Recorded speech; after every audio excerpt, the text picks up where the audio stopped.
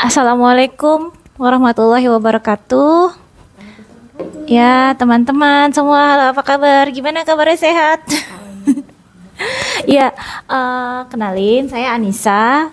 Kali ini saya akan mewawancara salah satu teman saya yang juga awardee beasiswa Kominfo. Beliau ini, masya Allah deh, orang yang salah satu saya kagumi sejak awal diterima di beasiswa Kominfo. Jadi kenalin, saya dari Kementerian Pariwisata dan Ekonomi Kreatif di Jakarta Pusat. Nanti kita kenalan juga sama narasumber kita satu ini. Ya, kita kenalan dulu deh. Makasih Kak Nisa udah diundang. Saya Ade Ayu Astuti, penugasannya sebelumnya di Dinas Pariwisata, Kebudayaan, Pemuda dan Olahraga Kabupaten Mimika. Sebelum pemekaran itu di Provinsi Papua, sekarang udah di Provinsi Papua Tengah. Pasti. Ya. Jadi kita akan ngobrol-ngobrol santai tentang beasiswa Kominfo. Kan pasti banyak ya teman-teman yang lagi cari nih pemburu beasiswa. Nah, salah satunya Kominfo nih. Nah, sebelumnya saya tanya dulu, kenapa sih Kak Ade ini kok pilihnya Kominfo, beasiswa Kominfo, kenapa nggak yang lain? Sebelumnya sih saya pribadi tuh udah daftar beasiswa banyak banget ya. Maksudnya dari LPDP, Bappenas semua udah didaftarin. Cuma kebetulan amanah di tahun itu menempatkan saya sebagai eselon 4 di Kasubag program waktu itu. Nah, berkaitan dengan IT, dan kebetulan beasiswa Kominfo mempersyaratkan selain sudah bekerja 2 tahun, beberapa bidangnya itu agak berkaitan dengan IT.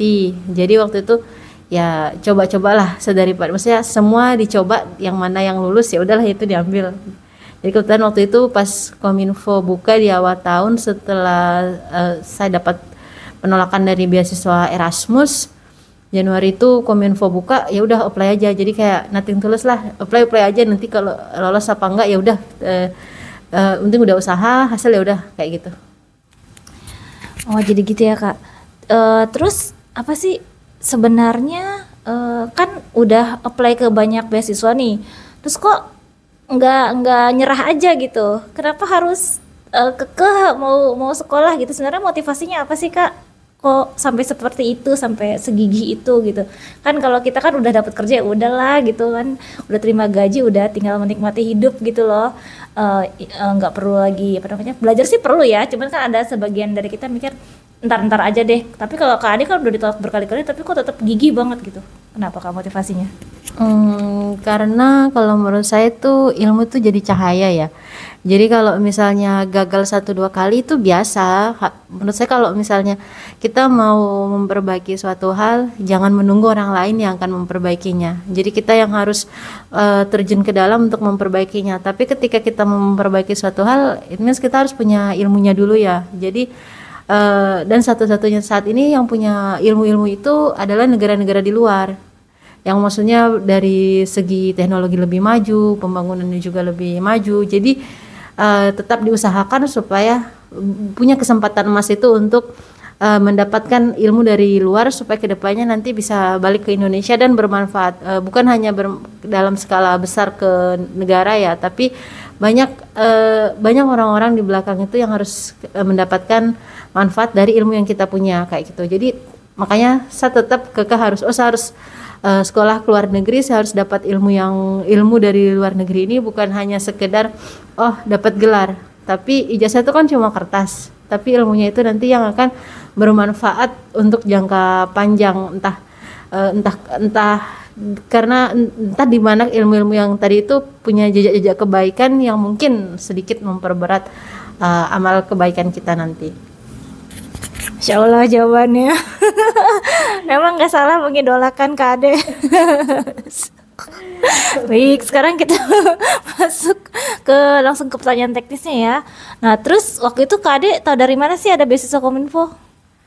Kayaknya waktu itu karena udah jadi pemburu beasiswa sejati ya. Jadi kayak tiap hari itu ngecek di Google ataupun di Telegram telegram beasiswa. Nah kebetulan waktu itu mereka promosi tentang beasiswa Kominfo. Kan kalau misalnya di daerah itu kita agak kalau kayak saya di daerah timur di kabupaten itu agak sulit ya akses informasi mengenai beasiswa entah dari Kementerian Bappenas ataupun misalnya dari Kominfo, itu kita agak susah. Jadi makanya dari diri sendiri yang harus inisiatif nyari-nyari. Jadi waktu itu kebetulan dapatnya tentang informasi beasiswa Kominfo itu di Google. Jadi kayak beasiswa yang sedang buka saat ini, beasiswa yang sementara buka dari pemerintah Indonesia. Nah kebetulan langsung keluar beasiswa Kominfo itu dengan rincian persyaratan-persyaratannya kayak gitu. Berarti kita nggak nunggu ini ya, nggak menunggu hujan dari langit ibaratnya. Jadi harus ikhtiar ya kayak harus ikhtiar mah, harus jemput bola, harus dikejar tuh bagi para pemburu beasiswa. Jadi nggak bisa diam aja terus tiba-tiba dapat, itu nggak kayak gitu. Dan usahanya juga harus ekstra ya, karena nggak bisa sekali dua kali langsung dapat gitu kan ya. Terus persyaratannya saat itu apakah yang disiapin untuk persyaratan awalnya? Secara administrasi atau dokumennya untuk ngajuin ke Kominfo susah nggak? Karena saya udah jalan apply beasiswa itu udah di tahun Kominfo itu di tahun keempat ya, jadi untuk persyaratannya tuh kayaknya sedikit lebih mudah dibandingkan beasiswa lain yang saya apply. Jadi kayak SKCP karena jalur PNS ya sama kayak Kak Anissa, jadi itu cuma SKCPNS, SKPNS, surat izin atasan, sama ada lampiran rencana studi kita di sana mau apa, sama sertifikat IELTS juga. Kalau untuk beasiswa lain kan agak ribet ya, maksudnya kayak ada hasil MCU, ada hasil SKCK. Tapi kalau untuk Kominfo ini, kalau untuk kayak kita dari jalur PNS yaitu SKCPNS, SKPNS, misalnya kita udah lama jadi PNS, udah punya SK pangkat terakhir, itu juga dilampirkan. Baru dengan surat ijazah S1, transkrip juga, baru sertifikat IELTS. Kayaknya itu aja sih. Beasiswa Kominfo ini sebenarnya terbuka nggak sih Kak untuk di luar PNS? Kan dari tadi kita ngomonginnya dari sisi PNS mulu nih. Sebenarnya sih terbuka ya untuk umum, PNS, TNI, Polri dengan persyaratan minimal punya masa kerja 2 tahun. Alangkah bagusnya ya itu yang dari umum pun berkaitan dengan IT, meskipun itu tidak tertulis secara resmi, tapi ada beberapa jurusan yang mempersyaratkan pengalaman kerja 2 tahun itu harus dari background IT. Karena ada teman yang dia ke Belanda, tapi karena beliau bukan dari background IT, harus ada preparation dulu. Karena itu tidak di cover Kominfo, makanya beliau tidak lanjut. Gitu. Nah, setahu saya kan kalau Kominfo kakak awal di 2021 kan ya. Nah, itu kan negaranya banyak tuh Kak, ada Jepang, ada Belanda, ada Cina, ada negara mana lagi gitu ya, ada banyak deh ya kalau nggak salah ya. Nah kenapa Kakak milihnya yang Cina Kak?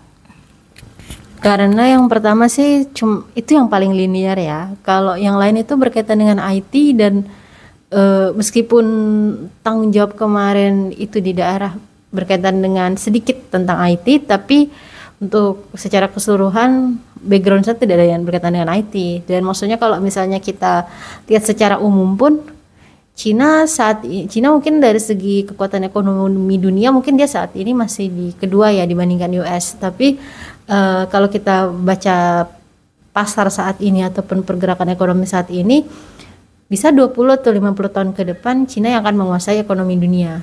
Jadi kalau kita ingin untuk lebih memahami mengenai kebijakannya mereka, polanya pembangunannya mereka gimana, administrasinya gimana, ya kita harus ke sana, belajar langsung dari sana. Karena perspektif yang kita terima secara langsung dari sana, ilmu yang kita terima secara langsung dari sana, itu sangat cukup berbeda dengan berita-berita yang ada di media mengenai Cina seperti ini. Tapi ketika kita langsung ke sana, itu sangat jauh berbeda. Makanya itu kayak rasa penasaran saya itu rasa bahwa Cina akan bentar lagi menguasai. Jadi bagaimana membangun networkingnya, bagaimana mengetahui pola-pola mereka dari saat ini untuk siap menjadi penguasa ekonomi ke depannya kayak gitu. Jadi boleh di-share nggak Kak prosedurnya dari awal Kakak ngajuin beasiswa Kominfo ini sampai terakhir diterima tuh apa aja? Ceritain deh Kak. Kalau yang kemarin itu kayaknya kita seleksi berkas ya, email ya. Habis itu seleksi psikotes dari Kominfo-nya sendiri, baru interview ada dengan 2 orang pejabat dari Kominfo. Setelah itu pas kita udah lulus dari Kominfo, kita masuk ke tahap seleksi kampus. Jadi kebetulan karena saya sama Kak Nisa dari Tsinghua, jadi untuk yang kampus lain kita kurang tahu ya untuk prosedur aplikasinya gimana. Tapi kalau untuk yang di Tsinghua, kita apply di website Tsinghua, upload dokumennya semua. Untuk pemberi rekomendasi ketika itu pun dia harus mengupload dokumennya, mereka harus mengisinya sendiri, kecuali ada halangan sehingga kita bisa menguploadkan rekomendasi dari dosen itu. Setelah itu kita ada interview, tes tertulis, baru interview. Jadi itu prosesnya dari bulan Januari pembukaan beasiswa, kita dapat hasil akhirnya di bulan Juli pertengahan. Jadi kalau saya rangkum lagi ya, berarti kita pertama ada 2 tahap nih, tahap di Kominfo sama di tahap kampus. Kalau di Kominfo itu dulu seleksi berkas, berkas-berkasnya nanti teman-teman bisa cek, pantengin di IG-nya Kominfo, biasanya suka ada tuh, atau di websitenya ada Pusbindiklatren. Ya, itu pantengin aja, itu biasanya bukanya bulan Januari Februari ya. Nah, itu dari situ seleksi berkas, nanti berkasnya apa aja, di situ ada semua lengkap dan syarat-syaratnya, ada syarat khusus dan umumnya. Kemudian habis itu kalau seleksi berkas lulus langsung masuk ke psikotes ya waktu itu ya. Setelah psikotes lulus baru masuk tes wawancara. Di wawancara waktu itu dengan 2 orang pejabat ya Kak ya? Iya. Dua pejabat itu pakai bahasa Inggris atau pakai bahasa Indonesia Kak? Kayaknya sih itu di mix ya, Inggris dan bahasa. Jadi sesuaikan dengan pembawaancaranya itu, mereka mau kalau ketika mereka bertanya dengan bahasa Indonesia ya kita jawabnya bahasa Indonesia, kalau mereka nanya bahasa Inggris ya kita jawab bahasa Inggris. Jadi kayak sesuaiin aja lah sama beliau. Kalau biar dapat nilai plus, pewawancaranya bahasa Indonesia nih, terus kita ini bahasa Inggris aja deh, kali aja bisa jadi nilai plus. Itu gimana Kak? Boleh nggak kayak gitu? Kalau itu kayaknya sih kembali lagi sama orangnya sih. Tapi kalau menurut saya, kalau misalnya beliau nanya dengan bahasa Indonesia ya kita jawab dengan bahasa Indonesia itu, karena kan kita udah sampai di tahap itu. Jadi dari pihak Kominfo pun tahu bahwa kita udah qualified secara bahasa. Jadi mereka pun ingin mengetahui mengenai etika kita. Ketika misalnya nanti kedepannya ketika kita lulus, apakah kita ketika berkomunikasi menggunakan bahasa ini kita bisa merespon tetap dengan bahasa itu, ataupun kita memilih untuk menggunakan bahasa lain. Jadi bukan hanya terkait dengan bahasa, tapi mungkin dilihat juga mengenai etika. Nah Kak, ada yang masih diingat nggak yang pertanyaan yang paling menantang nih, yang paling Kakak ingat waktu wawancara sama pejabat di Kominfo?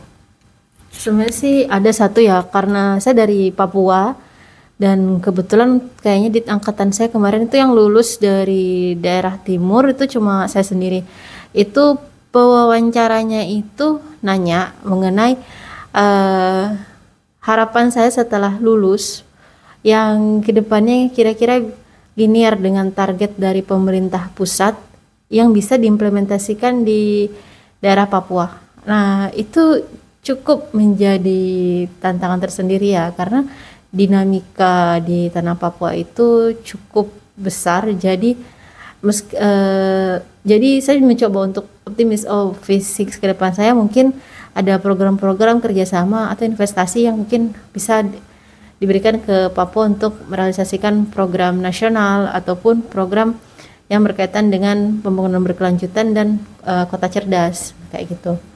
Jadi mencoba untuk ya optimis lah visi ke depannya nanti akan seperti apa, meskipun belum tahu akan direalisasikannya kapan kayak gitu. Oke, berarti itu udah di tahap Kominfo ya. Nah sekarang di tahap universitasnya. Waktu itu ini ya, kita daftar online, terus memenuhi syarat-syarat ketentuannya, dokumen dan lain sebagainya. Nah yang perlu teman-teman siapkan itu selain proposal, kita juga ini surat rekomendasi dari setara profesor dari kampus kita di S1. Nah itu harus disiapkan juga jauh-jauh hari, karena itu yang akan menentukan. Jadi memang mintanya setara profesor ya waktu itu ya, setara profesor.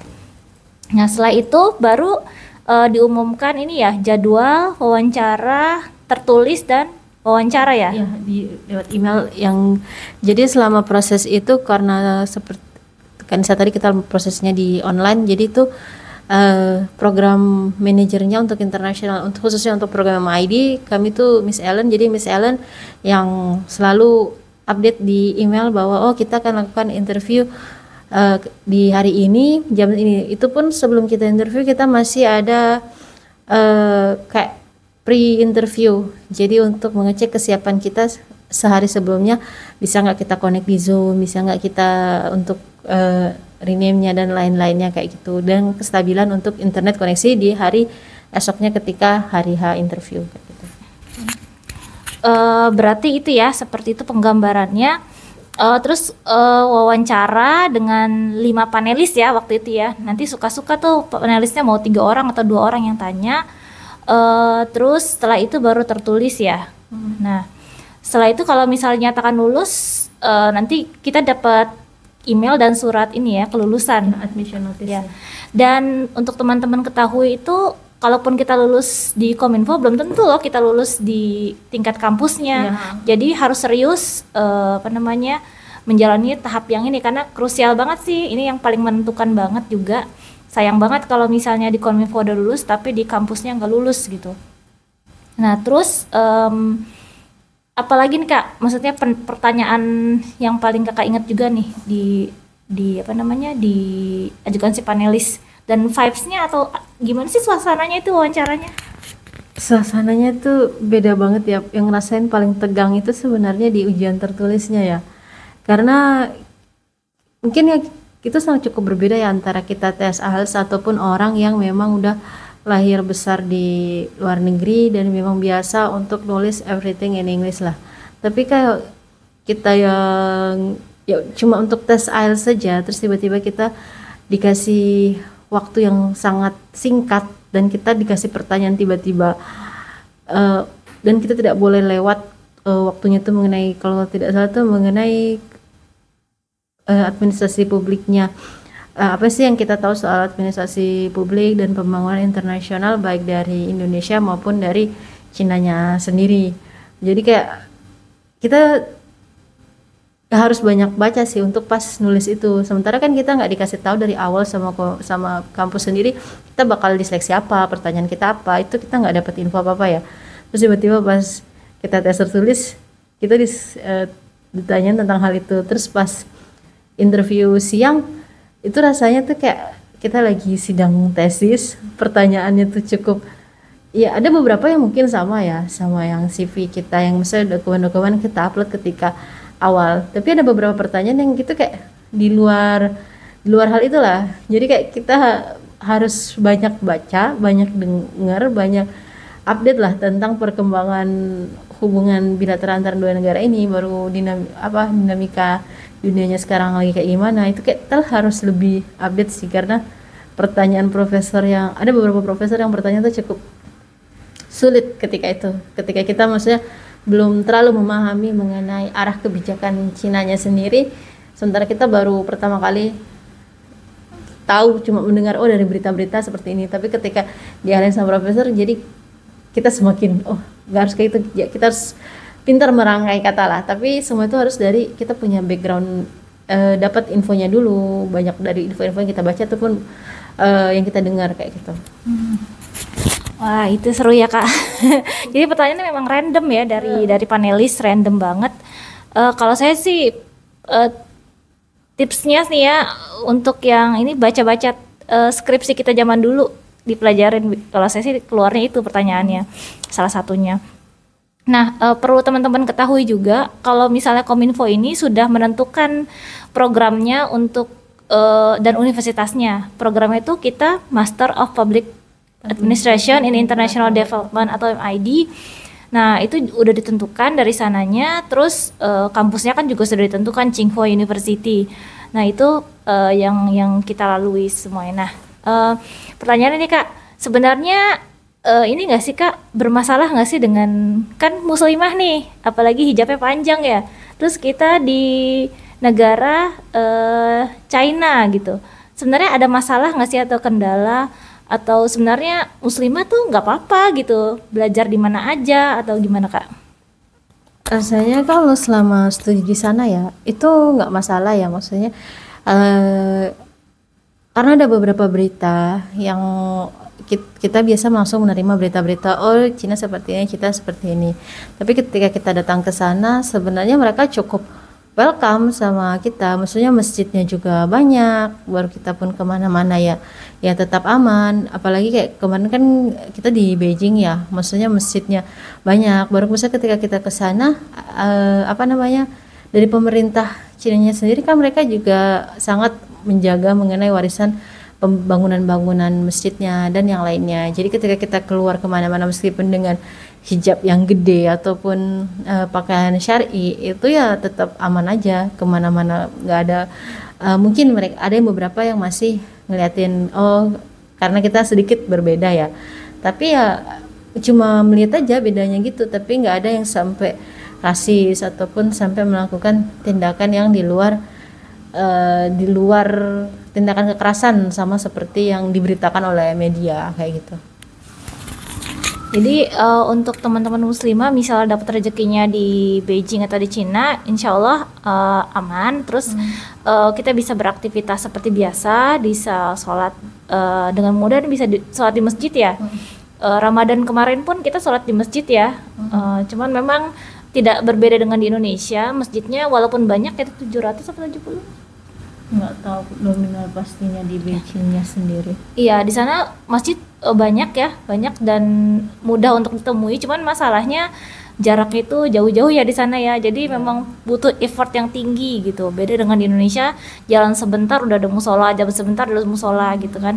Di sana kita perlu effort yang tinggi untuk mencapai masjid gitu. Tapi alhamdulillahnya baik ibadah maupun apa tuh kita bisa bebas gitu, nggak ada masalah. Berpakaian syar'i pun nggak ada masalah gitu di sana. Jadi buat teman-teman nggak usah khawatir, apalagi yang muslimah untuk misalnya dapat rezekinya menuntut ilmunya di sana. Nah, yang terakhir nih Kak, tips dan triknya gimana Kak? Kan Kakak nih award di 2021 kan kemarin. Nah, Masya Allahnya Kak Ade ini sudah diterima juga di S3 ya? S3 sudah dapat S3 di Shanghai ya, di Fudan University. Terus atasan beliau juga mendukung. Nah, tips and tricksnya gimana nih? Langsung bisa dapat begitu gitu. Kalau tips dan triknya ya pasti sejak di awal S2 itu sudah dibuat target. Dari target itu dirincikan, oh berarti dalam 6 bulan apa yang harus disiapkan. Jadi ketika 1 tahun sudah punya persiapan ini semua untuk mendaftar S3. Jadi setelah di semester 3 itu sudah mulai cari-cari profesor, email mereka. Tapi bukan persiapan ketika semester 3 saya mau daftar S3. Tapi tidak mempertimbangkan bahwa IPK-nya harus segini, mata kuliahnya harus diambil ini, apa yang harus disiapkan, entah publikasinya kah atau ikut konferensi kah. Setidaknya dari awal masuk S2 itu sudah buat target, selesai S2 saya langsung mau S3. Dan kalau mau dapat S3 itu target bulanan saya apa, target per 6 bulan apa, target 1 tahun apa, supaya ketika nanti dibuat CV jadi kayak personal brandingnya kita, pemberi beasiswa pun akan tahu bahwa anak ini siap, student ini sudah siap untuk dengan dinamika proses di S3 ini. Jadi dari awal sudah disiapkan dan pun komunikasi kembali lagi dengan daerah. Kira-kira kompetensi ini dibutuhkan enggak untuk mendukung target dari pemerintah kabupaten, provinsi maupun pemerintah pusat. Ketika hasil komunikasi kita itu dari daerah, di urusan itu sangat dibutuhkan, maka prosesnya pun akan semakin mudah untuk mendapatkan beasiswa lanjutan langsung untuk S3 kayak gitu. Karena kalau mengikuti aturan PNS apabila beliau berprestasi maka beliau bisa langsung melanjutkan pendidikan S3-nya. Masya Allah ya. Jadi ini kita simpulkan saja ya teman-teman ya. Dari pembicaraan ini sebenarnya saya tambahin aja gitu. Pokoknya intinya kalau teman-teman mau mendapatkan atau kuliah di luar negeri dengan beasiswa, yang pertama yaitu teman-teman harus bersabar. Terus yang kedua, jangan menyerah karena ya belum tentu sekali apply itu langsung dapat gitu. Harus berkali-kali gitu kan. Terus juga triknya lagi juga ini ya kita cek ya KAD ya, kita cek linear nggak dengan kerjaan kita. Itu aja sih. Apa lagi? Ya itu linear. Terus satu lagi ini sih, kalau misalnya nanti udah masuk tahap wawancara dan lain sebagainya, itu harus pede. Pokoknya ngomong aja deh gitu, ngomong aja. Nggak usah dipikirin grammarnya, langsung aja tanyain apa langsung dijawab aja. Iya, jangan kelamaan mikir gitu, pokoknya jawab aja gitu. Bismillah lah, mudah-mudahan bisa. Semoga rezeki. Iya, rezeki. Semoga rezekinya di situ. Ya, jangan lupa doa dan restu orang tua ya. Orang tua yang utama. Itu yang utama. Ya, doa dan restu orang tua itu yang nomor 1. Baik, segitu dulu teman-teman. Mungkin nanti bisa dibikin part selanjutnya ya sama Kak Ade, insya Allah di lain kesempatan. Terima kasih. Assalamualaikum.